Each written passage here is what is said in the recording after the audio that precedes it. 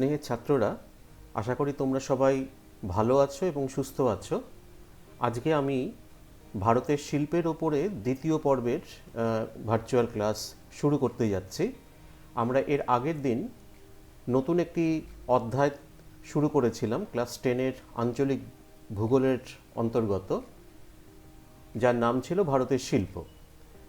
তো ভারতের শিল্পের প্রাথমিক যে আলোচনা সেটা আমরা প্রথম পর্বে সেরেছি, কমপ্লিট করেছি, এবং সেই ক্লাসের একদম শেষের দিকে আমরা 6টি শিল্পের একটি তালিকা প্রস্তুত করেছিলাম, যেটা আমাদের মধ্যশিক্ষা পর্ষদের যে সিলেবাস, সেই সিলেবাসের মধ্যে সেই 6টি শিল্প তোমাদের পড়তে হবে।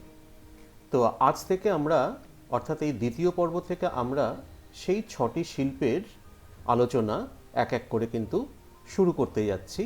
আজকে আমরা সেই রকমই একটি শিল্পের আলোচনা এই পর্বে আমরা করতে যাচ্ছি। ঠিক আছে, তাহলে চলো আমরা দেখে নিই যে আজকে আমাদের জন্য কোন শিল্প অপেক্ষা করে রয়েছে। দেখা যাক। তো আজকের আলোচ্য সূচিতে রয়েছে ভারতের অন্যতম একটি প্রধান শিল্প, যার নাম হচ্ছে লৌহ ও ইস্পাত শিল্প, আয়রন অ্যান্ড স্টিল ইন্ডাস্ট্রি। এটা অত্যন্ত গুরুত্বপূর্ণ একটি শিল্প ভারতের পরিপ্রেক্ষিতে বা ভারতের শিল্প মানচিত্রে। এই লৌহ ইস্পাত শিল্পের কিন্তু একটা আলাদা স্থান রয়েছে। তো সেই লৌহ ইস্পাত শিল্প ভারতে তার শুরুটা কিভাবে, এবং সেই শিল্পের কি কি কাঁচামাল বা ভারতের কোন কোন জায়গায় এই শিল্পের বিস্তার ঘটেছে, এবং কোনো বিশেষ অঞ্চলে একদেশী ভবন বা কেন্দ্রীয় ভবন ঘটেছে কিনা, এই বিষয়গুলো নিয়েই কিন্তু আমরা এই শিল্পের আলোচনাটা করব। আজকে মূলত আমরা এই একটি শিল্প নিয়েই কিন্তু পড়াশুনো করব, অর্থাৎ লৌহ ইস্পাত শিল্প। তো 1830 সালে তামিলনাড়ুর পোর্টো নোভোতে যে প্রথম লৌহ ইস্পাত কেন্দ্র যেটা স্থাপিত হয়েছিল, সেখান থেকে কিন্তু আমাদের ভারতের এই শিল্পের জার্নিটা শুরু হয়েছিল। যদিও আধুনিক লৌহ ইস্পাত শিল্প কেন্দ্রটি স্থাপিত হয় এর থেকে প্রায় 40 বছর পরে, সেটি হচ্ছে 1870 সালে কুলটিতে, যেটা আমাদের পশ্চিমবঙ্গের মধ্যে পড়ছে এখন বর্তমানে। কুলটিতে আধুনিক লৌহ ইস্পাত কেন্দ্র স্থাপিত হয়। পরবর্তীকালে আমরা দেখব যে আস্তে আস্তে 1907 সাল থেকে আরম্ভ করে, যেটা টিসকোর স্থাপনাকাল, পরে আমরা আলোচনা করব, এবং স্বাধীনতার পর একটার পর একটা ভারতে বৃহদায়তন লৌহ ইস্পাত শিল্পকেন্দ্র ভারতের বিভিন্ন অঞ্চলে গড়ে উঠেছে। তো সেই বন্টন বা সেই শিল্পের অবস্থানের কারণ, সেগুলোই কিন্তু আমরা আজকে একটুখানি আলোচনা করে নেব। এই শিল্পটি কিন্তু অত্যন্ত গুরুত্বপূর্ণ, সুতরাং এই ভার্চুয়াল ক্লাস এবং সাথে সাথে কিন্তু তোমাদের যে পাঠ্যপুস্তক রয়েছে সেগুলো খুব ভালোভাবে মনোযোগ সহকারে কিন্তু তোমরা পড়বে, এবং এই ক্লাসটাও খুব ভালোভাবে কিন্তু তোমরা দেখবে। তো আজকের ক্লাসের যে আলোচ্য সূচি, তার মধ্যে যেটা রয়েছে, প্রথমেই আমরা একটুখানি ছোট করে দেখে নেব যে লৌহ ইস্পাত শিল্পের গুরুত্ব। দ্বিতীয় হচ্ছে এই শিল্পের প্রধান কাঁচামালগুলো কি কি, অর্থাৎ র মেটেরিয়ালসগুলো কী লাগছে এখানে। তারপরেই আমরা আলোচনা করব যে এই শিল্পের আঞ্চলিক বন্টন, অর্থাৎ ভারতের কোথায় কোথায় এই লৌহ ইস্পাত শিল্প রয়েছে। তারপরে আমরা দেখব যে বৃহদায়তন ইস্পাত কারখানাগুলোর অবস্থান এবং গড়ে ওঠার কারণ। এখানে আমরা মূলত 4টি বৃহদায়তন ইস্পাত কারখানার অবস্থান নিয়ে আমরা আলোচনা করব, এবং সব শেষে আমরা যেটা দেখব সেটা হচ্ছে পূর্ব ও মধ্য ভারতে এই শিল্পের কেন্দ্রীয় ভবন বা একদেশী ভবনের কারণ। এটা যখন আমরা এখানে আলোচনা করব, ওই অংশে যাব, তখন এটা নিয়ে ডিটেলসে আলোচনা করব। তো এই হচ্ছে আজকে আমাদের আলোচ্য সূচি। সুতরাং চলে এবার আমরা মূল আলোচনায় প্রবেশ করি, অর্থাৎ লৌহ ও ইস্পাত শিল্পের গুরুত্ব এবং এই শিল্পের কাঁচামাল। গুরুত্বতে প্রথমেই যেটা বলা হচ্ছে যে বর্তমানে মানুষের প্রাত্যহিক জীবনের প্রতিটি মুহূর্তে লোহার ব্যবহার অপরিহার্য। একটুখানি চোখটা বন্ধ করে তুমি যদি একটুখানি সারাদিনের তোমার কাজের বা তোমার বাড়িতে যে সমস্ত প্রাত্যহিক যে সমস্ত কাজ বা যে সমস্ত জিনিসগুলো রয়েছে, সেটাকে তুমি যদি একটুখানি চোখ বন্ধ করে একটু ভাবার চেষ্টা করো, তাহলেই তোমরা কিন্তু বুঝতে পারবে যে কিভাবে লোহা বা লোহা থেকে অন্যান্য যে সমস্ত দ্রব্যাদি তৈরি হয়েছে সেগুলো আমাদের প্রাত্যহিক জীবনে কিভাবে ঢুকে পড়েছে একটু একটু করে। সেটাই এখানে বলা হয়েছে যে জীবনের প্রতিটি মুহূর্তে লোহার ব্যবহার অপরিহার্য। তাছাড়া ইস্পাতের বিবিধ ব্যবহার আধুনিক সভ্যতাকে লৌহ সভ্যতায় পরিণত করেছে। তাই এই শিল্পকে বলা হয় সকল শিল্পের মূল শিল্প।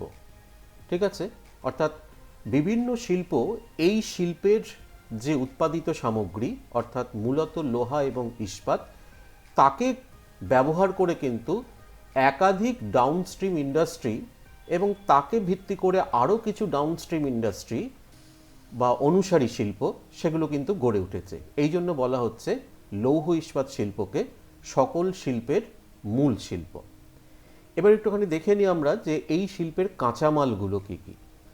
অবিশুদ্ধ কাঁচামাল ভিত্তিক এই শিল্পের প্রধান কাঁচামালগুলো হলো, আচ্ছা এখানে একটুখানি বলে দিই বিশুদ্ধ কাঁচামাল আর অবিশুদ্ধ কাঁচামাল কি, সেটা নিয়ে কিন্তু আমরা এর আগের ভার্চুয়াল ক্লাসে বিস্তৃত আলোচনা করেছি। সুতরাং এইটা নিয়ে যদি তোমাদের কোনো ধোঁয়াশা থেকে থাকে এখনও, তাহলে তোমরা আগের ভার্চুয়াল ক্লাসটা আরেকবার একটুখানি দেখে নেবে, তাহলেই কিন্তু আমরা বিশুদ্ধ কাঁচামাল আর অবিশুদ্ধ কাঁচামাল বলতে কি বোঝাচ্ছি সেটা কিন্তু তোমরা আরেকবার পরিষ্কার হয়ে নিতে পারবে। তো লৌহ ইস্পাত শিল্পের যে কাঁচামাল সেগুলো কিন্তু মূলত অবিশুদ্ধ প্রকৃতির, ইমপিওর র মেটেরিয়াল। তো কি কি সেই অবিশুদ্ধ কাঁচামাল লাগছে এই লৌহ ইস্পাত শিল্পে, এখানে কতগুলো ক্যাটাগরি করে সেগুলোর উল্লেখ করা হয়েছে এবং ডান দিকে একটা ছোট ছবির মাধ্যমে সেগুলোকে তুলে ধরা হয়েছে। প্রথমেই দেখো মূল কাঁচামাল হিসেবে যেটা লাগছে সেটা হচ্ছে আকরিক লোহা এবং স্ক্র্যাপ। আকরিক লোহা যেটা একদম খনি থেকে আমরা যে লোহাটাকে তুলে নিয়ে আসছি, যার মধ্যে লোহা ছাড়াও আরও অন্যান্য কিছু পদার্থ তার মধ্যে কিন্তু মিশে থাকছে, তার ফলে সেগুলোকে আমাদের লৌহ ইস্পাত কারখানায় নিয়ে এসে সেগুলোকে কিন্তু আমাদের গলাতে হয়। সেখান থেকে তারপরে আমাকে বিশুদ্ধ লোহা বা সেখান থেকে আমাকে তারপরে ইস্পাত এগুলো তৈরি করে নিতে হয়। তো আমরা কিন্তু প্রকৃতিতে বিশুদ্ধ লোহা পাচ্ছি না, আমরা আকরিক হিসেবে লোহাটা পাচ্ছি। তো সেই আকরিক লোহাটা হচ্ছে সবথেকে প্রধান কাঁচামাল, এবং আকরিক লোহা স্বাভাবিকভাবেই তোমরা বুঝতেই পারছো এটি কিন্তু একটা অবিশুদ্ধ প্রকৃতির কাঁচামাল। এছাড়া লাগে স্ক্র্যাপ। স্ক্র্যাপ মানে হচ্ছে লোহার ভাঙাচোরা অংশ, সেগুলো কিন্তু বিগালকের সাহায্যে গলিয়ে সেখান থেকেও কিন্তু আবার ইস্পাত বা কাঁচা লোহা সেখান থেকে কিন্তু আমরা তৈরি করে নিতে পারি। দ্বিতীয় জ্বালানি হিসেবে আমরা যেটা ব্যবহার করছি এখানে সেটা হচ্ছে কয়লা বা কোক কয়লা।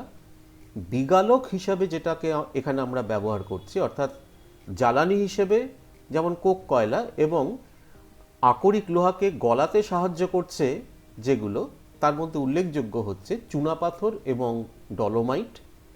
লৌহ সংকর হিসেবে যেগুলো রয়েছে, ধাতুগুলো রয়েছে যেমন manganese, chromium, nickel, cobalt, tungsten, molybdenum, এগুলো কিন্তু বিভিন্ন মাত্রায় মিশিয়ে ইস্পাতের বিভিন্ন ভাগ এখানে তৈরি করা হয়। এছাড়া অন্যান্য কাঁচামাল বলতে দস্তা, টিন, জল, বালি, ঠান্ডা বায়ু, এগুলো কিন্তু বিভিন্ন মাত্রায় দরকার হয়। এবং আমি আগের দিনও বলেছিলাম, এটা আগের ক্লাসেও বলেছিলাম যে 1 টন ইস্পাত তৈরি করতে প্রায় 4.5 টন কাঁচামালের প্রয়োজন হয়, যে কারণে আমরা এই শিল্পটাকে বলছি যে স্থাণু শিল্প, কারণ এটি অবিশুদ্ধ কাঁচামাল ভিত্তিক। আমরা পরে দেখব যখন অন্যান্য বৃহদায়তন শিল্পগুলো আমরা আলোচনা করব, সেখানে দেখা যাবে যে এই শিল্পগুলো কিন্তু মূলত কাঁচামাল উৎপাদক অঞ্চলের কাছাকাছি গড়ে ওঠার একটা প্রবণতা কিন্তু এদের মধ্যে দেখা যায়। হয় সেটা আকরিক লোহা উত্তোলক অঞ্চলের কাছাকাছি, নতুবা সেটা কয়লা উত্তোলক অঞ্চলের কাছাকাছি, বা জল যেখানে প্রচুর পরিমাণে পাওয়া যাচ্ছে, বা অন্যান্য যে সমস্ত চুনাপাথর, ডলোমাইট, ম্যাঙ্গানিজ ইত্যাদি যেগুলো যেখানে পাওয়া যাচ্ছে তার কাছাকাছি এবং তার সাথে অন্যান্য যে ফ্যাক্টরগুলো লাগে একটা শিল্প কেন্দ্র তৈরি হতে গেলে, যেমন যোগাযোগ ব্যবস্থা উন্নত হতে হবে, শক্তি সম্পদ থাকতে হবে, মূলধনের যোগান অব্যাহত থাকতে হবে, তারপরে তোমার শ্রমিকের বিষয়টা রয়েছে, বাজারের বিষয়টা রয়েছে, এই সমস্ত বিষয়গুলো তো আছেই। তা সত্ত্বেও দেখা যাচ্ছে যে এই ধরনের শিল্পগুলো যেগুলো মূলত অবিশুদ্ধ কাঁচামাল ভিত্তিক শিল্প, তারা কিন্তু এই কাঁচামাল উত্তোলক অঞ্চলের কাছাকাছি কিন্তু গড়ে ওঠার একটা প্রবণতা তাদের মধ্যে আমরা দেখতে পাই, যেটা আমরা এর পরবর্তী আলোচনাতে দেখতে পাবো একটু একটু করে। ডান দিকের ছবিটাতে এই কাঁচামালগুলোই কিন্তু দেওয়া রয়েছে লৌহ ইস্পাত শিল্পের, অর্থাৎ আয়রন ওর, ম্যাঙ্গানিজ, কয়লা অর্থাৎ কোকিং কোল বা কোক, আর লাইমস্টোন মানে চুনাপাথর। এই ছবিগুলো পরপর চারটে দেওয়া রয়েছে। এরপর আমরা চলে যাচ্ছি যে ভারতে আয়তন, কাঁচামালের ব্যবহার এবং উৎপাদিত দ্রব্যের ভিত্তিতে লৌহ ইস্পাত যে কেন্দ্রগুলো বা কারখানাগুলো রয়েছে সেগুলোকে কিন্তু আমরা পাঁচটা ভাগে ভাগ করতে পারি। তো সেই পাঁচটা ভাগ এখানে একটা একটা করে আলোচনা করা রয়েছে এবং কোথায় সেগুলো রয়েছে তার দু একটা স্থানের নাম এখানে বলে দেওয়া রয়েছে। যেমন প্রথমেই বলা হচ্ছে যে বৃহদায়তন সম্পূরিত লৌহ ও ইস্পাত কেন্দ্র। এখন এই সম্পূরিত শব্দটা কিন্তু তোমরা কিছুটা শুনে এসেছিলে খুব সম্ভবত ভারতের কৃষি, যেখানে আমরা চা নিয়ে আলোচনা করেছিলাম। তোমাদের হয়তো মনে আছে, তোমরা প্রয়োজনে সেই ক্লাসটা আরেকবার দেখে নিতে পারো।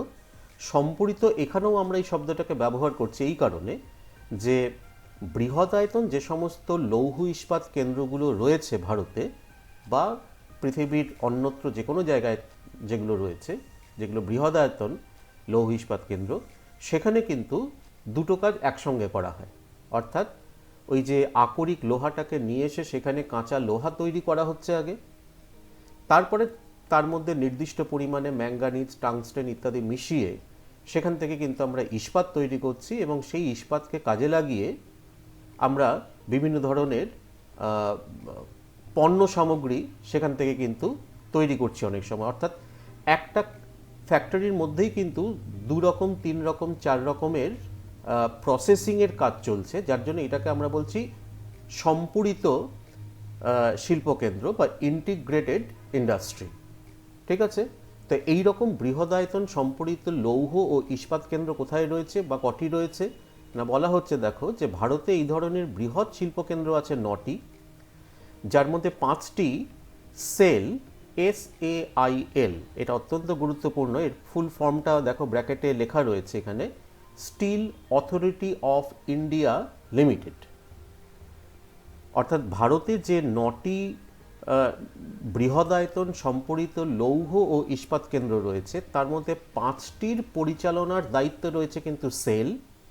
এই সেল 1954 সালে তৈরি হয়, একটি রাষ্ট্রায়ত্ত সংস্থা, কেন্দ্রীয় সরকারের রাষ্ট্রায়ত্ত সংস্থা, যারা এই 5টি বৃহদায়তন এবং আরও কতগুলো লৌহ সংকর এবং ছোটোখাটো কতগুলো ইস্পাত কেন্দ্র যারা পরিচালনা করছে এবং তাদের পরিচালনা, বিপণন, পুরো বিষয়টাই কিন্তু এই সেল অর্থাৎ steel authority of India limited এরা দেখে থাকে।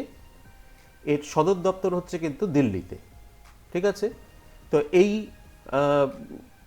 যে সেলের অন্তর্গত যে 5টি বৃহদায়তন সম্পূরিত লৌহ ইস্পাত কেন্দ্র রয়েছে 9টির মধ্যে, সেগুলি হচ্ছে দুর্গাপুর, দ্বিতীয় হচ্ছে বার্নপুর কুলটি, তৃতীয় হচ্ছে রৌরকেল্লা, চতুর্থ হচ্ছে বোকারো এবং পঞ্চম হচ্ছে ভিলাই। এছাড়া অন্ধ্রপ্রদেশের বিশাখাপত্তনম, কর্ণাটকের বিজয়নগর, ওড়িশার দৈতারি এবং ঝাড়খণ্ডের জামশেদপুর, যেটা হচ্ছে এই 9টির মধ্যে কিন্তু একমাত্র বেসরকারি ইস্পাত কেন্দ্র কিন্তু এই ঝাড়খণ্ডের জামশেদপুর, যেটাকে আমরা TISCO, TISCO, tata iron and steel company বলে থাকি। সেটি হচ্ছে কিন্তু বৃহত্তম বেসরকারি লৌহ ইস্পাত কেন্দ্র। ঠিক আছে? তো এই নিয়ে হচ্ছে মোট 9টি বৃহদায়তন সম্পরিত লৌহ ইস্পাত কেন্দ্র, যার মধ্যে 8টি হচ্ছে সরকারের দ্বারা পরিচালিত এবং একটি হচ্ছে বেসরকারি। দ্বিতীয় ভাগ হচ্ছে শঙ্কর লৌহ ও ইস্পাত কেন্দ্র। শঙ্কর বলতে এখানে অ্যালয়, যেখানে মেশানো হচ্ছে এরকম কারখানা রয়েছে, কিন্তু 3টি রাষ্ট্রায়ত্ত কারখানা রয়েছে, যার মধ্যে সবথেকে বৃহত্তম, যেটি সবথেকে বড়, সেটি রয়েছে কিন্তু আমাদের পশ্চিমবঙ্গের দুর্গাপুরে। এছাড়া সালেম এবং ভদ্রাবতী হচ্ছে কর্ণাটকে, সালেম হচ্ছে তামিলনাড়ুতে। এগুলোও কিন্তু শঙ্কর লৌহ ইস্পাত কেন্দ্র রয়েছে ভারতে। এছাড়া অসংখ্য বেসরকারি কারখানা, সেগুলো কিন্তু হাওড়া, খোপালি, মুম্বাই, দিল্লি, কলকাতার বিভিন্ন অংশে ছোটোখাটো এই ধরনের শঙ্কর লৌহ ইস্পাত কেন্দ্র গড়ে উঠেছে। তৃতীয় হচ্ছে ক্ষুদ্র লৌহ ইস্পাত কেন্দ্র। ভারতে প্রায় 225টির মতন ছোট শিল্পকেন্দ্র রয়েছে। এগুলো মূলত এই হাওড়া, বিশাখাপত্তনম, মুম্বাই, খোপালি ইত্যাদি যে জনবহুল যে অঞ্চলগুলো রয়েছে সেখানে গড়ে উঠেছে। এছাড়া রয়েছে অজস্র ফাউন্ড্রি, যেখানে ছাট লোহা অর্থাৎ ভাঙাচোরা লোহা টুকরো, লোহা চূর্ণ দিয়ে সেগুলোকে আবার পুনরায় গলিয়ে যেখান থেকে ব্যবহারযোগ্য ইস্পাত তৈরি করা হচ্ছে, সেগুলোকে বলা হচ্ছে ফাউন্ড্রি। তো ছাট লোহা থেকে ঢালাই লোহা তৈরি করার জন্য ভারতে প্রায় 10,000 ফাউন্ড্রি রয়েছে, যেগুলো মহারাষ্ট্র, গুজরাট, তামিলনাড়ু, বিভিন্ন আমাদের রাজ্যেও কিছু কিছু রয়েছে, যেগুলো গড়ে উঠেছে। এছাড়া হচ্ছে স্পঞ্জ লৌহ কারখানা। ভারতে 150টি স্পঞ্জ আয়রন কারখানা রয়েছে। এর মধ্যে কয়েকটি, যেমন কোট্টাগুডেম, জাজপুর, রৌরকেল্লা, জোডা, চান্ডিল, হাজিরা, তারপরে ভান্ডারা, নাগপুর, হিসার, এরকম কয়েকটি স্থানে অবস্থিত।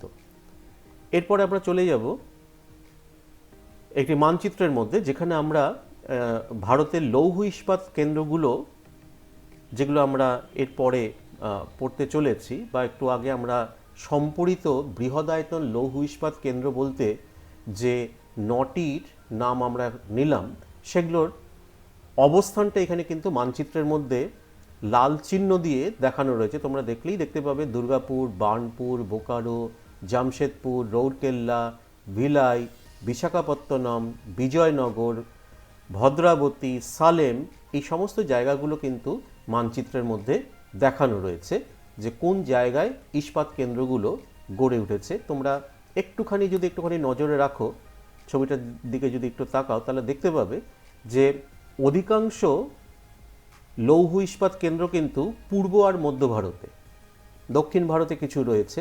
এছাড়া কিন্তু ভারতের উত্তর দিকে বা ভারতের পশ্চিম দিকে কিন্তু সেই রকম কোনো বড় বা মাঝারি আয়তনের লৌহ ইস্পাত কেন্দ্র নেই। কেন নেই, এগুলো নিয়ে আমরা পরে আলোচনা করব। শুধুমাত্র ছবিটার দিকে একটুখানি দৃষ্টি আকর্ষণ করলাম এই বলে। এরপরে আমরা চলে যাচ্ছি এর পরের স্লাইডে।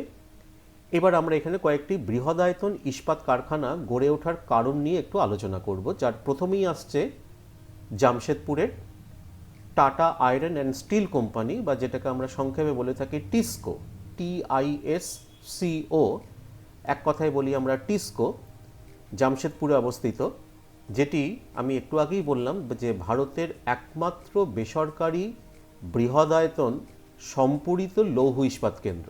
ঠিক আছে, তো প্রথমের অবস্থানটা একটুখানি দেখে নিই, যে ঝাড়খণ্ডের জামশেদপুরে সুবর্ণরেখা ও খড়কাই নদীর মিলনস্থলে 1907 সালে শিল্পপতি জামশেদজি টাটার উদ্যোগে ভারতের একমাত্র বেসরকারি বৃহত্তম এই ইস্পাত কারখানাটি স্থাপিত হয়। এখনও কিন্তু এই কারখানা তার উৎপাদন সগৌরবে চালিয়ে যাচ্ছে। তো এইখানে ইস্পাত কারখানাটি গড়ে ওঠার কারণ কি? প্রথমেই দেখো, এইখানে আমরা প্রত্যেকটার ক্ষেত্রে যেগুলো আমরা আলোচনা করব, যে এরা কোথা থেকে আকরিক লোহা সংগ্রহ করছে, কয়লা কোথা থেকে আসছে, বা অন্যান্য যে সমস্ত কাঁচামালগুলো দরকার হয়, সেগুলো আমরা দেখানোর চেষ্টা করব প্রত্যেকটার ক্ষেত্রেই, যে নিয়ার বাই এরিয়াতে, অর্থাৎ কাছাকাছি অঞ্চলের মধ্যেই কিন্তু মোটামুটি 100 থেকে 300 কিলোমিটারের মধ্যে, কোনো কোনো ক্ষেত্রে তার থেকেও কম দূরত্বের মধ্য থেকেই কিন্তু তারা এই সমস্ত কাঁচামালগুলো সংগ্রহ করে নিয়ে আসছে। যেহেতু এই কাঁচামালগুলো মূলত অবিশুদ্ধ প্রকৃতির, সেই কারণেই কিন্তু এই ব্যবস্থা। তো সেটাই এখানে আমরা কিন্তু দেখানোর চেষ্টা করছি। তো প্রথমেই দেখো আকরিক লোহা কোথা থেকে আসছে। ওড়িশার গুরুমহিষানী, বাদাম পাহাড়, ময়ূরভঞ্জ, সুলাইপাত, বোনাই, কেওনঝড় আর ঝাড়খণ্ডের নোয়ামুন্ডি আর গুয়া, এই জায়গাগুলো থেকে বা এই আকরিক লোহার খনিগুলো থেকে আকরিক লোহা এই কারখানায় আসছে, যেগুলো এখানে ব্যবহার করা হচ্ছে। কোক কয়লা কোথা থেকে আসছে না ঝরিয়া মানে ঝাড়খণ্ডের ঝরিয়া এবং পশ্চিমবঙ্গের রানীগঞ্জ, এই দুটো জায়গা থেকে কোক কয়লা এখানে আসছে। চুনাপাথর আর ডলোমাইট পাওয়া যাচ্ছে কোথা থেকে না ওড়িশার বীরমিত্রপুর আর হাতিবাড়ি বলে দুটি জায়গা, তার মধ্যে বীরমিত্রপুর অত্যন্ত প্রসিদ্ধ একটি জায়গা চুনাপাথরের ক্ষেত্রে। তো এই দুটি জায়গা থেকে চুনাপাথর ডলোমাইট পাওয়া যাচ্ছে। ম্যাঙ্গানিজ সংগ্রহ করছে এই ইস্পাত কারখানাটি কাছাকাছি অবস্থিত ওড়িশার গাংপুর বলে একটি জায়গা। আমাদের পূর্ব বর্ধমানেও গাংপুর রয়েছে বলে একটি জায়গা রয়েছে, এই গাংপুর নয়, এটা কিন্তু উড়িষ্যার গাংপুর। সেখান থেকে ম্যাঙ্গানিজ পাওয়া যাচ্ছে। আর জল, তোমরা জানো যে ইস্পাত কারখানায় প্রচুর জলের প্রয়োজন হয়, তো সেই জল কোথা থেকে পাওয়া যাচ্ছে, মূলত সুবর্ণরেখা এবং খড়কাই নদীর সংযোগস্থলে এর অবস্থান, এটা তো আমরা একটু আগেই বললাম। সুতরাং সেই সুবর্ণরেখা নদী এবং এখানে ডিমনা বলে একটি জলাধার রয়েছে, সেই ডিমনা জলাধারের জল এই কারখানায় কিন্তু ব্যবহার করা হচ্ছে। এছাড়া বিদ্যুৎ মানে শক্তি সম্পদ, সেটার জন্য এদের নিজস্ব একটা বিদ্যুৎ উৎপাদন কেন্দ্র রয়েছে টিসকোর। তাছাড়াও কিন্তু বোকারো এবং চন্দ্রপুরাতে যে তাপবিদ্যুৎ কেন্দ্র গড়ে উঠেছে, কাছাকাছি অঞ্চলেই রয়েছে এই দুটো, সেখান থেকেও কিন্তু গ্রিডের মাধ্যমে তারা সুলভে বিদ্যুৎ সংগ্রহ করার সুযোগ পাচ্ছে। তো এই সমস্ত লোকেশনাল অ্যাডভান্টেজগুলো থাকার জন্যই কিন্তু জামশেদপুরে Tata iron and steel company তৈরি হয় 1907 সালে। এবার দেখো পরের ছবিতে, পরের স্লাইডে আমরা বাঁ দিকে একটা ম্যাপ দেখাচ্ছি, ডান দিকে ছবিটাতে তোমরা দেখতে পাচ্ছ যে টিসকোর ফ্যাক্টরির একটা দূর থেকে তোলা একটা ছবি, সেই ছবিটা এখানে দেখানো হচ্ছে। এটা পুরো ফ্যাক্টরিটা নয়, ফ্যাক্টরির জাস্ট একটা অংশকে এখানে দেখানো হয়েছে। তবে আমি বাঁ দিকের ছবিটার দিকে তোমাদের দৃষ্টি আকর্ষণ করতে চাই, এটা কিন্তু অত্যন্ত গুরুত্বপূর্ণ। সেখানে দেখো যে এই হচ্ছে, যেখানে এখন আমার কারসারটা ঘুরছে, এই হচ্ছে জামশেদপুর, যেখানে টিসকো অবস্থিত। এবার দেখো এইটা হচ্ছে রেলওয়ে লাইন, এই দাগটা তোমরা দেখতে পাচ্ছ সাদা কালো, এটা হচ্ছে রেল লাইন। অর্থাৎ এটা যোগাযোগ ব্যবস্থাটা যে ভালো সেটা বোঝানোর জন্য এটাকে দেখানো হয়েছে। কারণ এই যে বিভিন্ন কয়লা বা বিভিন্ন জায়গা থেকে আকরিক লোহা আসছে, এগুলো কিন্তু রেলপথ এবং সড়কপথকেই কিন্তু ব্যবহার করছে, মূলত রেলপথ এখানে ব্যবহার করছে। এখানে তোমরা দেখতে পাচ্ছ এই যে ঝরিয়া, এটা হচ্ছে কয়লা খনি অঞ্চল, এইখান থেকে সরাসরি রেলপথে এখান থেকে চলে আসতে পারছে কয়লা। এছাড়া তোমরা দেখতে পাচ্ছ সুলাইপাত থেকে, এখান থেকে গুরুমহিষানী, সুলাইপাত, এই সমস্ত অঞ্চল থেকে আসছে কিন্তু আকরিক লোহা। ঠিক আছে। এছাড়া তোমরা এখানে দেখতে পাচ্ছ যে সুবর্ণরেখা নদী, এই যে নীল রঙের নদীটা, এটা হচ্ছে সুবর্ণরেখা, যেখানে এসে খড়কাই এসে মিলেছে। এই কারণে আমরা বলেছিলাম যে সুবর্ণরেখা এবং খড়কাই নদীর সংযোগস্থলে জামশেদপুর। সুতরাং জলের সমস্যাটার সমাধান এখান থেকেই হলো। আর এই যে চুনাপাথরের জন্য বীরমিত্রপুর, এই জায়গাটা, এটা হচ্ছে বীরমিত্রপুর, এইখান থেকে সরাসরি এইখানে চলে আসছে। ঠিক আছে। তো এরপরে আমরা চলে যাচ্ছি এরপরের স্লাইডে, যেখানে আমরা আরেকটি এই ধরনের বৃহদায়তন সম্পরিত কারখানার কথা পড়বো আমরা, যেটার নাম হচ্ছে বোকারো স্টিল প্ল্যান্ট বা বিএসপি। এর অবস্থানটাকে আমরা একটুখানি দেখে নিই। যে ঝাড়খণ্ডের বোকারোতে দামোদর ও বোকারো নদীর মিলনস্থলে 1964 সালে এটি গড়ে ওঠে। উৎপাদন ক্ষমতার ভিত্তিতে এটি ভারতের বৃহত্তম হলেও প্রকৃত উৎপাদনের ভিত্তিতে এটি কিন্তু ভারতের দ্বিতীয় স্থানে রয়েছে, কারণ প্রথম স্থানে রয়েছে ভিলাইয়ের কথা আমরা এর পরে পড়ব। তো এই হচ্ছে বোকারো স্টিল প্ল্যান্ট। এর গড়ে ওঠার কারণ, অর্থাৎ কোথা থেকে বিভিন্ন কাঁচামালগুলো সংগ্রহ করছে, সেটা একটুখানি আমরা খুব তাড়াতাড়ি একটুখানি দেখে নিই। প্রথমেই হচ্ছে আকরিক লোহা। ওড়িশার কিরিবুরু আর হাতুবুরু থেকে সংগৃহীত হচ্ছে আকরিক লোহা। কোক কয়লা পাচ্ছে বোকারো এবং ঝরিয়া থেকে, ঝাড়খণ্ডের ঝরিয়া থেকে। চুনাপাথর আর ডলোমাইট এটা পাচ্ছে বা সংগ্রহ করছে ঝাড়খণ্ডের দুটি জায়গা, একটি হচ্ছে ভবনাথপুর আর একটা হচ্ছে কুটেশ্বর বলে একটি জায়গা রয়েছে। এই ভবনাথপুর এবং কুটেশ্বর এইখান থেকে চুনাপাথর আর ডলোমাইট এখানে আসছে। ম্যাঙ্গানিজ আসছে ছত্তিশগড়ের বিলাসপুর থেকে। জল দামোদরের তেনুঘাট জলাধারের জল এখানে পাওয়া যাচ্ছে, একটু আগে আমরা বললাম দামোদর আর বোকারো নদীর সংযোগস্থলে, সুতরাং জলের সুবিধা এখানে রয়েছে। আর বিদ্যুতের ক্ষেত্রে বলা হচ্ছে যে বোকারো তাপবিদ্যুৎ কেন্দ্র এবং ডিভিসির জলবিদ্যুৎ এখানে কিন্তু সরবরাহ করা হচ্ছে, সুতরাং শক্তি সম্পদেরও কিন্তু কোনো অভাব এখানে সেই অর্থে নেই। তো এই সমস্ত লোকেশনাল অ্যাডভান্টেজগুলো কিন্তু এই বোকারোতে থাকার জন্য এইখানে 1964 সালে এই ইস্পাত কেন্দ্রটি, লৌহ ইস্পাত কেন্দ্রটি গড়ে ওঠে। এই স্লাইডে আমরা সেই বোকারো ইস্পাত কেন্দ্রটির অবস্থানটাকে একটুখানি আমরা দেখে নেব। এই হচ্ছে যেখানটা আমার কারসারটা রয়েছে, এইটা হচ্ছে সেই বোকারো। এবং তোমরা দেখতেই পাচ্ছ একদিকে ধানবাদ, দুর্গাপুর, দক্ষিণ দিকে রয়েছে জামশেদপুর, পশ্চিম দিকে রয়েছে হাজারিবাগ, এইখানটায় রয়েছে দক্ষিণ পশ্চিম দিকে রয়েছে রৌরকেল্লা। বিভিন্ন জায়গা থেকে, কোনো জায়গা থেকে ম্যাঙ্গানিজ, কোনো জায়গা থেকে আকরিক লোহা, কোনো জায়গা থেকে চুনাপাথর, এই যেমন বিলাসপুর এখান থেকে চুনাপাথর পাওয়া যাচ্ছে। তো এই সমস্ত জিনিসগুলো এই যে বোকারো স্টিল প্ল্যান্ট তার কিন্তু একটা লোকেশনাল অ্যাডভান্টেজ হিসাবে কিন্তু চিহ্নিত হচ্ছে, যে কারণে এই স্থানে এই লৌহ ইস্পাত কেন্দ্রটি স্থাপিত হয়। এবং ডান দিকে তোমরা এর একটা এরিয়াল ভিউ দেখতে পাচ্ছ, যে ওপর থেকে তোলা ছবিতে পাশেই তোমরা নদীটাকে তোমরা দেখতে পাচ্ছ। তো এই বোকারো নদীটা তোমরা দেখতে পাচ্ছ। তো এই হচ্ছে বোকারো স্টিল প্ল্যান্ট এবং তার অবস্থান।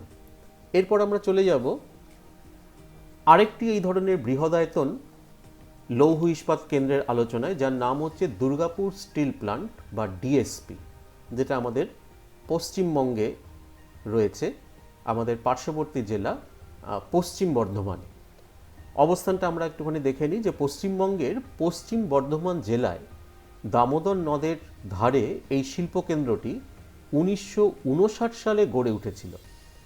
যদিও এর উৎপাদন শুরু হয় তার 3 বছর পরে 1962 সালে, পরবর্তীকালে বেশ কয়েকবার এর রিনোভেশন হয়, যার ফলে এর উৎপাদন ক্ষমতা ধাপে ধাপে কিন্তু বাড়ানো হয়েছিল সেই সময়। তো এই হচ্ছে দুর্গাপুর স্টিল প্ল্যান্ট বা ডিএসপি। এখানে আরেকটা জিনিসও বলে রাখি, দুর্গাপুরে কিন্তু আরেকটি রাষ্ট্রায়ত্ত সংস্থাও রয়েছে, যেটাকে আমরা বলে থাকি অ্যালয় স্টিল প্ল্যান্ট বা এএসপি, যেখানে লৌহ সংকর বিভিন্ন ধাতব বিষয়গুলো সেখানে তৈরি হয়। বিশেষ করে ট্রেনের যে চাকাগুলো, লোহার যে চাকাগুলো আমরা দেখেছি, সেই চাকা তৈরি কিন্তু এই এএসপি কারখানাতে বহুল পরিমাণে হয়। এছাড়াও আরও অন্যান্য পণ্য সামগ্রীও সেখানে তৈরি হয়। তো দুটি কিন্তু এখানে রয়েছে দুর্গাপুরে, একটা হচ্ছে ডিএসপি, আরেকটি কিন্তু এএসপি। তো এই দুটিরই কিন্তু লোকেশনাল অ্যাডভান্টেজ মোটামুটি একই। যেমন প্রথমেই আমরা বলছি আকরিক লোহা কোথা থেকে আসছে। ওড়িশার বোলানি, গরুমহিষানি এবং ঝাড়খণ্ডের গুয়া আর নোয়ামুন্ডি থেকে পাওয়া যাচ্ছে আকরিক লোহা। কোক কয়লা পাওয়া যাচ্ছে রানীগঞ্জ এবং ঝাড়খণ্ডের ঝরিয়া থেকে। চুনাপাথর আর ডলোমাইট পাওয়া যাচ্ছে ওড়িশার বীরমিত্রপুর এবং হাতিবাড়ি থেকে চুনাপাথর এবং ডলোমাইট। ম্যাঙ্গানিজ পাওয়া যাচ্ছে ওড়িশার কেওনঝড়ের বড় জামদা বলে একটি জায়গা রয়েছে, যেখানে ম্যাঙ্গানিজ খনি রয়েছে। তো সেই বড় জামদা থেকে পাওয়া যাচ্ছে ম্যাঙ্গানিজ। জল পার্শ্ববর্তী দামোদর নদ এবং দুর্গাপুরে একটি ব্যারেজ রয়েছে, সেই ব্যারেজের জল ব্যবহার করা হচ্ছে এই ডিএসপি কারখানায়। পরিবহনের ক্ষেত্রে বলা হচ্ছে যে পূর্ব রেলপথ, দামোদর খালপথ এবং 2 নম্বর জাতীয় সড়ক, যেটাকে এখন আমরা দুর্গাপুর এক্সপ্রেসওয়েও বলি অনেকে। তো এগুলো এই দুর্গাপুর স্টিল প্ল্যান্ট বা ডিএসপির লোকেশনাল অ্যাডভান্টেজ হিসেবে কিন্তু কাজ করছে। আর আরেকটি বিষয় এখানে উল্লেখযোগ্য, সেটি হচ্ছে বন্দর। 160 কিলোমিটার দূরে অবস্থিত কলকাতা এবং হলদিয়া বন্দরের সান্নিধ্যও কিন্তু এই বৃহদায়তন সম্পরিত লৌহ ইস্পাত শিল্পকেন্দ্রটিকে গড়ে উঠতে সাহায্য করেছে। ঠিক আছে, পরের স্লাইডে আমরা একটুখানি মানচিত্রের মধ্যে বা ছবির মাধ্যমে এটা একটুখানি দেখে নিই। আচ্ছা, এখানে আরেকটা জিনিস বলে নিই, তারপরে আমরা ছবিতেই যাব। সেটা হচ্ছে দুর্গাপুরকে অনেক সময় আমরা বলে থাকি ভারতের রুর বলা হয়। কেন বলা হয়, কিসের জন্য বলা হয়, এই ধরনের অনেক বিষয় কিন্তু তোমরা ভূগোলে পড়বে, যে ভারতের কোনো একটা স্থানকে পৃথিবীর অন্য কোনো একটি বিখ্যাত জায়গার সাথে কিন্তু অনেক সময় আমরা তুলনা করে থাকি। ঠিক আছে, যেমন হাওড়াকে আমরা অনেক সময় বলে থাকি ভারতের গ্লাসগো। এইরকম বিভিন্ন তুলনামূলক কিছু কিছু আলোচনা আমরা পাই। যেমন আহমেদাবাদকে বলা হয় ভারতের ম্যানচেস্টার, এইরকম। তো ঠিক সেই রকমভাবে দুর্গাপুরকে বলা হচ্ছে ভারতের রুর। কেন বলা হচ্ছে সেটার একটুখানি ব্যাখ্যাটা এখানে আমরা একটু আলোচনা করে নিই। প্রথমেই দেখো, অবস্থানের পরিপ্রেক্ষিতে দুটোর মধ্যে যে সাযুজ্যতা রয়েছে সেটা একটুখানি দেখো। জার্মানির রাইন নদী এবং তার দুই উপনদী রুর আর লিপের সংযোগস্থলে রুর শিল্পাঞ্চলের মতো ভারতের দামোদর নদের তীরে দুর্গাপুর শিল্পাঞ্চল বিকশিত হয়েছে। অর্থাৎ জার্মানিতে যেরকম রাইন এবং রুর লিপের সংযোগস্থলে সেখানে একটা শিল্পকেন্দ্র বা শিল্পাঞ্চল গড়ে উঠেছে, ঠিক একই রকমভাবে ভারতে দামোদরের তীরে এই দুর্গাপুর শিল্পাঞ্চলটা বিকশিত হয়েছে। দ্বিতীয় বলা হচ্ছে একাধিক শিল্পাঞ্চল, যখন সেখানে একের অধিক শিল্প থাকাটাই স্বাভাবিক। সেখানে দেখো বলা হচ্ছে যে রুর শিল্পাঞ্চলে এসেন, ডর্টমুন্ড, ডুসেলডর্ফ প্রভৃতি স্থানে ইস্পাত শিল্প, ইঞ্জিনিয়ারিং শিল্প, রাসায়নিক শিল্পকেন্দ্রের মতন দুর্গাপুরেও বৃহৎ ইস্পাত কেন্দ্র, শঙ্কর ইস্পাত কেন্দ্র, যেটাকে আমরা এএসপি একটু আগে বললাম, মিনি স্টিল প্লান্ট, সিমেন্ট শিল্পকেন্দ্র, সার শিল্পকেন্দ্র, ইঞ্জিনিয়ারিং শিল্পকেন্দ্র, একাধিক শিল্প এই দুর্গাপুরে গড়ে উঠেছে। সুতরাং এখানেও কিন্তু আমরা একটা সাযুজ্য দেখতে পাচ্ছি জার্মানির রুর অঞ্চলের সাথে পশ্চিমবঙ্গের দুর্গাপুর শিল্পাঞ্চলে। তৃতীয় হচ্ছে কয়লা। রুর অঞ্চলে রাইন উপত্যকায় উন্নত বিটুমিনাস কয়লার মতো দুর্গাপুরে দামোদর উপত্যকায় উৎকৃষ্ট গন্ডোয়ানা কয়লার ভিত্তিতে শিল্পাঞ্চলটির উন্নতি ঘটেছে। অর্থাৎ কয়লার উপস্থিতিতেই যে বিভিন্ন শিল্পের উন্নতি আরও ত্বরান্বিত হয় এটা আমরা জানি, তার কারণ কয়লা একটা অন্যতম কাঁচামাল যে কোনো শিল্পের। তো সেখানেও কিন্তু এই দুটো শিল্পাঞ্চলের মধ্যে একটা আমরা সাযুজ্য দেখতে পাচ্ছি, রুর শিল্পাঞ্চল আর দুর্গাপুর শিল্পাঞ্চল। রুর শিল্পাঞ্চলে যেরকম আমরা দেখতে পাচ্ছি যে রাইন উপত্যকায় উন্নত বিটুমিনাস মানের কয়লা পাওয়া যাচ্ছে, আমাদের দুর্গাপুরের আশেপাশেও মূলত এখানে আমরা রানীগঞ্জ এবং ঝরিয়ার কথা বলবো, এখানেও কিন্তু উন্নত মানের গন্ডোয়ানা যুগের বিটুমিনাস শ্রেণীর কয়লা আমরা এখান থেকে পাচ্ছি। সুতরাং এই দুটোই কিন্তু শিল্পের ক্ষেত্রে একটা বাড়তি সহায়ক ভূমিকা কিন্তু পালন করছে। পরিবহনের ক্ষেত্রে কি বলছে দেখো, যে রুর শিল্পাঞ্চলের মতো পরিবহনের দোলক নীতি দুর্গাপুরেও দেখা যায়। এই দোলক নীতিটা কি একটুখানি বুঝে নাও। এর মাধ্যমে পরিবহন ব্যয় অনেকটাই কম করা যায়। অর্থাৎ দোলক নীতি গ্রহণ করলে আমার কিন্তু এই যে কাঁচামালগুলো বিভিন্ন জায়গা থেকে শিল্পকেন্দ্রে নিয়ে আসা, তার জন্য যে খরচ, সেই খরচটাকে কিন্তু আমি অনেকটাই কম করতে পারি বা মিনিমাইজ করতে পারি। একদম পরিবহন ব্যয় হবে না, শূন্য, সেটা তো হবে না, সেটা হয় না, কিন্তু পরিবহন ব্যয়কে আমি কতটা কমিয়ে আনতে পারি সেটা কিন্তু এই দোলক নীতি, পরিবহনের দোলক নীতির সাহায্যে কিন্তু অনেকটাই সেটা সম্ভব হচ্ছে। কিভাবে হচ্ছে না, রুর অঞ্চলে যেমন রাইন উপত্যকার কয়লা ভর্তি রেলের রেক ফেরার পথে ফ্রান্সের লোরেন অঞ্চলের আকরিক লোহা নিয়ে আসে, ঠিক তেমনি ভারতে রানীগঞ্জ ঝরিয়ার কয়লা বোঝাই রেলের রেক ফেরার সময় ময়ূরভঞ্জ ও কেয়নঝড়ের লোহা বহন করে আনে।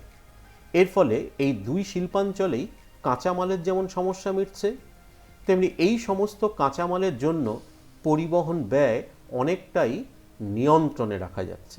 বিষয়টা হচ্ছে এই যে রাইনের ক্ষেত্রে আমরা দেখতে পাচ্ছি, রাইন উপত্যকার ক্ষেত্রে অর্থাৎ রুর শিল্পাঞ্চলের ক্ষেত্রে আমরা দেখতে পাচ্ছি যে কয়লা এবং আকরিক লোহা, এই দুটো হচ্ছে লৌহ ইস্পাত শিল্পের প্রধানতম কাঁচামাল। এবং লৌহ ইস্পাত শিল্পকে কেন্দ্র করেই কিন্তু একাধিক শিল্প সেখানে গড়ে উঠতে পারে, যেটার কথা আমরা আগেও বলেছি। সুতরাং এই দুটো কাঁচামালের ওপরেই কিন্তু গুরুত্বটা বেশি আরোপ করা হয়। এখন এইখানে দেখো যে তিনটে জায়গাকে এক করা হচ্ছে। একটা হচ্ছে রাইন উপত্যকার কয়লা, মাঝখানে থাকছে রুর শিল্পাঞ্চল, এবং আরেক দিকে থাকছে ফ্রান্সের লোরেন, যেখান থেকে আকরিক লোহা পাওয়া যাচ্ছে। তাহলে এইখানে রেলের যে রেকগুলো, যেগুলোকে আমরা গুডস ট্রেন বলে থাকি, মালবাহী যে সমস্ত ট্রেনগুলো আমরা দেখি, যেগুলোর মধ্যে দিয়ে এই সমস্ত কয়লা বা আকরিক লোহা সেই সমস্ত খনি অঞ্চল থেকে বহন করে নিয়ে যাওয়া হয়, সেইটা একবার যাতায়াত করেই কিন্তু, যাতায়াত বলতে একবার যাওয়া এবং আরেকবার আসা, একবার যাওয়ার পথে সে কয়লা নিয়ে যাচ্ছে, ফেরার পথে ওই রেকটাই কিন্তু আকরিক লোহা বহন করে নিয়ে আসছে। অর্থাৎ একবার গিয়ে কয়লাটা নিয়ে গিয়ে সেখানে রেখে আবার যদি তাকে ফিরে আসতে হতো ফাঁকা, তাহলে কিন্তু তার এই যে ফিরে আসা, ফাঁকা অবস্থায় ফিরে আসা, এটা কিন্তু তার একটা লস হিসেবে আমরা দেখতাম। পরিবহন ব্যয়ের ক্ষেত্রে এটা কিন্তু একটা লস হিসেবে দেখা হতো। কিন্তু এইখানে কিন্তু সেই লসটা কিন্তু হচ্ছে না, তার কারণ যাওয়ার সময় সে কয়লা নিয়ে যাচ্ছে, আসার সময় সেইখান থেকে সে আবার আকরিক লোহা সংগ্রহ করে নিয়ে আসছে। এবার দুটোই কিন্তু কোথায় ব্যবহৃত হচ্ছে না, ওই রুর অঞ্চলে ব্যবহৃত হচ্ছে। ওই রুর অঞ্চলে যে শিল্পাঞ্চলগুলো রয়েছে লৌহ ইস্পাত শিল্প, তার ফলে সেখানে তারা কয়লাটাও পেয়ে যাচ্ছে, আকরিক লোহাটাও পেয়ে যাচ্ছে।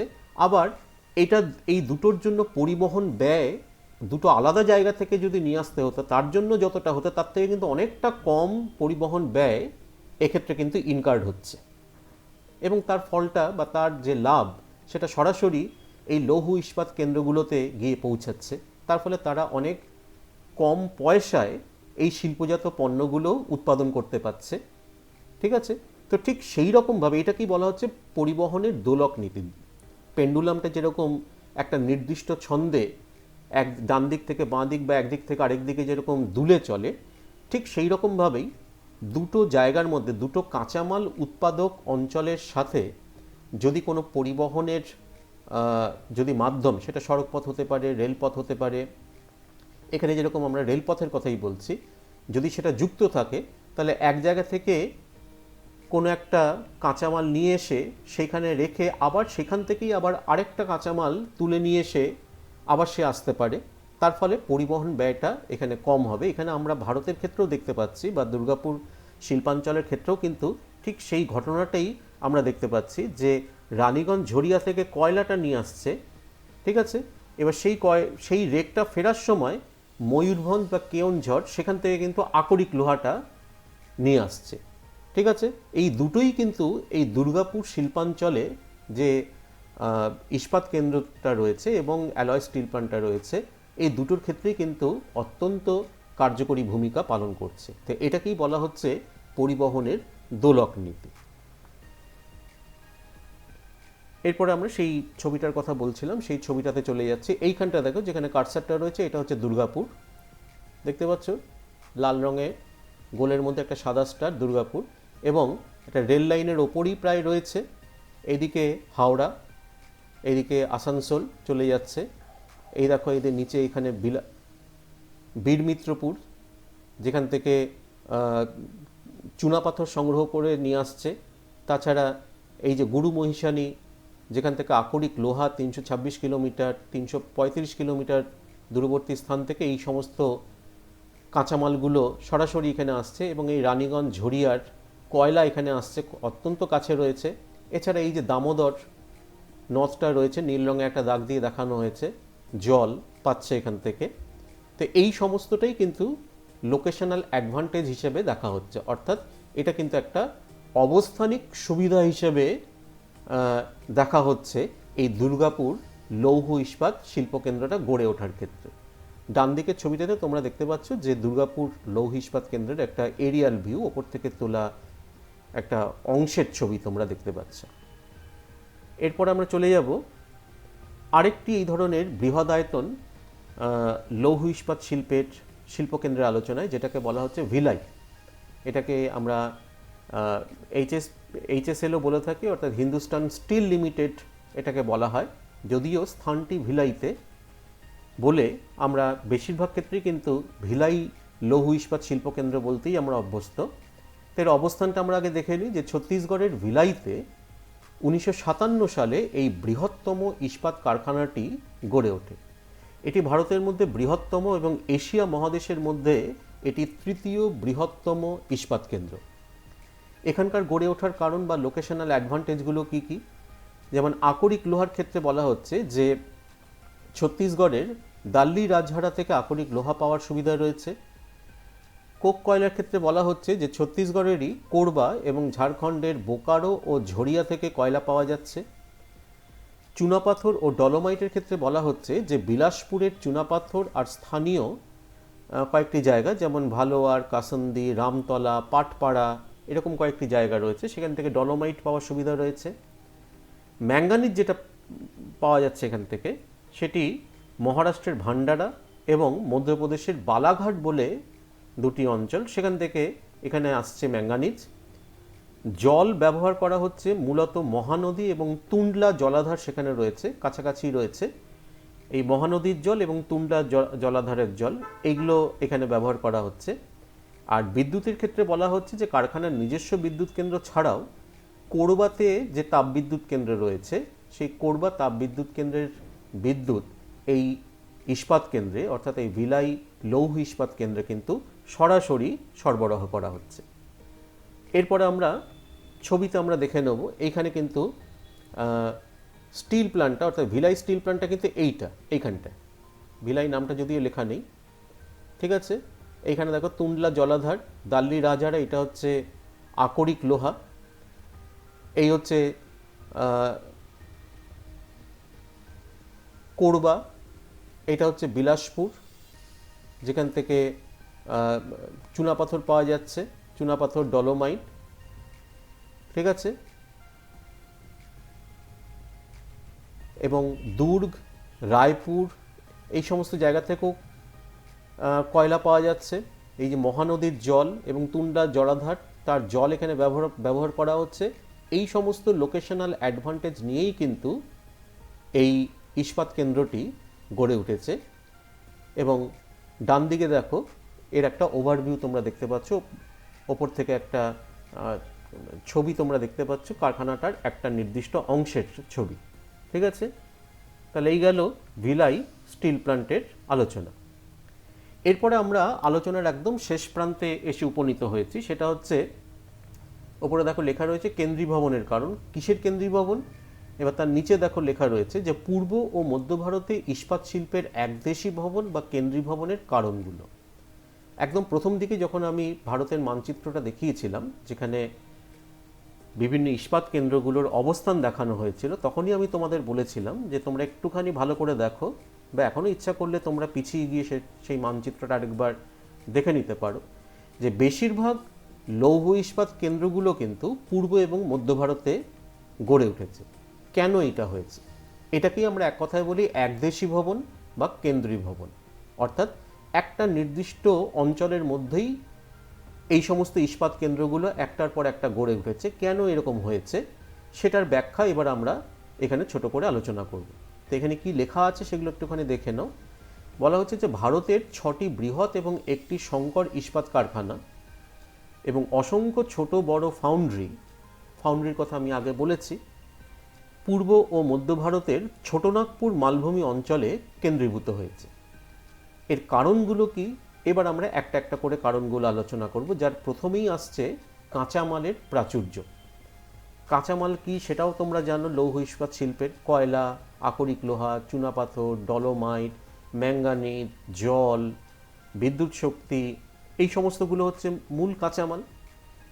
তো এবার আমাদের দেখে নিতে হবে যে এই কাঁচামালগুলোর কি এমন ভূমিকা রয়েছে। আমরা প্রথমেই বলেছিলাম যে এই শিল্পটা কিন্তু অবিশুদ্ধ প্রকৃতির কাঁচামাল ভিত্তিক, ঠিক আছে। তো স্বাভাবিকভাবেই এই কাঁচামালের যোগান সেখানেই কিন্তু এই শিল্পগুলো গড়ে উঠবে, এটাই কিন্তু স্বাভাবিক। তো এটাই এখানে বলা হয়েছে যে ইস্পাত শিল্প ভার হ্রাসশীল কাঁচামাল ভিত্তিক, যেটা আমি একটু আগে বললাম।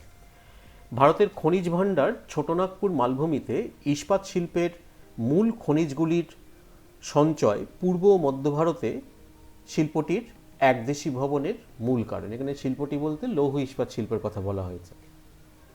কি কি কাঁচামালের প্রাচুর্যতা এখানে আমরা দেখতে পাচ্ছি? প্রথমেই দেখা যাচ্ছে যে আকরিক লোহা কোথায় পাওয়া যাচ্ছে না, গুরুমহিষানি, বাদাম পাহাড়, সুলাইপাত, গুয়া, নোয়ামুন্ডি, দুর্গ, বাইলাডিলা, এগুলোর নাম কিন্তু আমরা জাস্ট একটু আগেই আমরা বলে এলাম বিভিন্ন ইস্পাত কারখানাগুলোর লোকেশনাল অ্যাডভান্টেজগুলো যখন আমরা আলোচনা করছিলাম সেখানে। কয়লা, দামোদর মহানদী ও সোন উপত্যকায় ভারতের গন্ডোয়ানা শ্রেণীর কয়লার প্রায় 95% উত্তোলিত হচ্ছে, যার মধ্যে কয়েকটির নাম এখানে দেওয়া হয়েছে, যেমন তাতাপানি, কোরবা, ঝরিয়া, বোকারো, তালচের, রামপুর, রানীগঞ্জ। এই সমস্ত কয়লা খনিগুলো এই অঞ্চলে পূর্ব এবং মধ্য ভারতেই কিন্তু অবস্থান করছে। চুনাপাথর কোথা থেকে পাচ্ছে না, গাংপুর, ভবনাথপুর, ডলোমাইট বীরমুত্রপুর থেকে, এবং ম্যাঙ্গানিজ কোথায় পাওয়া যাচ্ছে না, কেওনঝড় এবং সুন্দরগড়। তো এই সমস্ত জায়গা থেকে কিন্তু লৌহ ইস্পাত শিল্পের যে মূল প্রয়োজনীয় কাঁচামাল সেগুলোও কিন্তু পাওয়া যাচ্ছে। এবার পরের অংশটায় আমরা যাই। অন্যান্য যে সমস্ত কারণগুলো রয়েছে, যেমন সুলভ ও পর্যাপ্ত জল। কাঁচামাল পরিষ্কার করা এবং বাতচুল্লি ঠান্ডা করার কাজে ঠান্ডা স্বচ্ছ জল প্রয়োজন হয় এই শিল্পে, যা পাওয়া যায় নিকটস্থ দামোদর, সুবর্ণরেখা, বরাকর, শঙ্খ, ব্রাহ্মণী, খড়কাই নদী বা বিভিন্ন যে জলাধারগুলো রয়েছে, যার মধ্যে উল্লেখযোগ্য হচ্ছে তেনুঘাট, তুন্ডলা, দুর্গাপুর ব্যারেজ। এই সমস্তগুলো থেকে কিন্তু সুলভে পর্যাপ্ত পরিমাণে জল কিন্তু পাওয়া যাচ্ছে, যেটা এই শিল্পের একটা প্রাইম রিকোয়ারমেন্ট, অত্যন্ত বেশি পরিমাণে দরকার হয়। তৃতীয় হচ্ছে পর্যাপ্ত বিদ্যুৎ শক্তি। বোকারো, পাত্রাতু, তারপরে চন্দ্রপুরা, তালচের, দুর্গাপুর, এগুলো হচ্ছে কতগুলো তাপবিদ্যুৎ কেন্দ্র, যেগুলো এই অঞ্চলের আশেপাশেই গড়ে উঠেছে। এছাড়া মাইথন, তিলাইয়া, পাঞ্চেত আর হীরাকুদ, এখানে কিন্তু জলবিদ্যুৎ তৈরি হচ্ছে। সুতরাং জলবিদ্যুৎ এবং তাপবিদ্যুৎ দুটোই কিন্তু এই পূর্ব এবং মধ্য ভারতে প্রচুর পরিমাণে পাওয়া যাচ্ছে। চতুর্থ হচ্ছে উন্নত পরিবহন ব্যবস্থা। রেলপথ এবং সড়কপথ দ্বারা ইস্পাত কেন্দ্রগুলি খনি ও বাজারের সাথে যুক্ত থাকায় সহজেই কাঁচামাল ও ইস্পাত পরিবহন করা যাচ্ছে। অর্থাৎ যোগাযোগ ব্যবস্থাটা এখানে ভালো এই পূর্ব এবং মধ্য ভারতে। পঞ্চম হচ্ছে বন্দরের নৈকট্য। কলকাতা, হলদিয়া, পারাদ্বীপ, বিশাখাপত্তনম বন্দরের মাধ্যমে বড় যন্ত্রপাতি আনা ও ইস্পাত রপ্তানির সুবিধা রয়েছে। অর্থাৎ বন্দরগুলো তো আমদানি রপ্তানি দুটো কাজেই ব্যবহার করা হচ্ছে। বড় যন্ত্রপাতিগুলো আমদানি করা হচ্ছে এই সমস্ত বন্দরের মাধ্যমে, যেগুলো এই শিল্প কারখানাগুলো গড়ে তোলার ক্ষেত্রে যে সমস্ত যন্ত্রপাতিগুলো প্রয়োজন হয়। আবার পরে যখন ইস্পাত তৈরি হচ্ছে, সেই ইস্পাতগুলোও কিন্তু এই সমস্ত বন্দরের মাধ্যমেই বিদেশের বাজারে রপ্তানি করারও সুবিধা রয়েছে এই বন্দরগুলোর মাধ্যমে। সমৃদ্ধ বাজার। পশ্চিমবঙ্গ, বিহার, ঝাড়খণ্ডের বিভিন্ন স্থানে ইঞ্জিনিয়ারিং শিল্পের বিকাশ এই অঞ্চলে ইস্পাত শিল্পের একদেশী ভবনের অন্যতম কারণ। আর সবশেষে যেটা বলা হচ্ছে যে সরকারি নীতি, যে স্বাধীনতার পর থেকেই বিভিন্ন পরিকল্পনাকালে সরকারি নীতি বা বিনিয়োগ ইস্পাত শিল্পের একদেশী ভবনের অন্যতম প্রধান কারণ। তো এই হচ্ছে মোটামুটি কারণ যেগুলো আমরা আলোচনা করলাম এক্ষুনি। এবং এই কারণেই আমরা দেখতে পাচ্ছি যে ভারতে যে 9টি প্রধান বৃহদায়তন সম্পর্কিত লৌহ ইস্পাত কেন্দ্র রয়েছে এবং একটি অ্যালয় স্টিল প্ল্যান্ট রয়েছে, তার মধ্যে কিন্তু 6টি বৃহদায়তন ইস্পাত কেন্দ্র এবং একটি অ্যালয় স্টিল প্ল্যান্ট বা সংকট লৌহ ইস্পাত কেন্দ্র, মোট 7টি কিন্তু এই পূর্ব এবং মধ্য ভারতের বিভিন্ন অঞ্চলে গড়ে উঠেছে। তো এর থেকেই কিন্তু আমরা বলতেই পারি যে ভারতের পূর্ব এবং মধ্য ভারতে লৌহ ইস্পাত শিল্পের কেন্দ্রীভবন বা একদেশী ভবন ঘটেছে। তো যদি তোমাদের পরীক্ষাতে এই ধরনের প্রশ্ন আসে, তাহলে তোমাকে কিন্তু এই রকমভাবে পয়েন্ট ওয়াইজ তোমাকে কিন্তু বিষয়টা ব্যাখ্যা করে বলতে হবে। ঠিক আছে, তো আজকে এই পর্যন্তই শেষ করলাম এই ক্লাস। আবার পরের দিন নতুন একটি শিল্প নিয়ে আবার একটি ভার্চুয়াল ক্লাসে তোমাদের সামনে আসবো। ঠিক আছে, ভালো থেকো সবাই।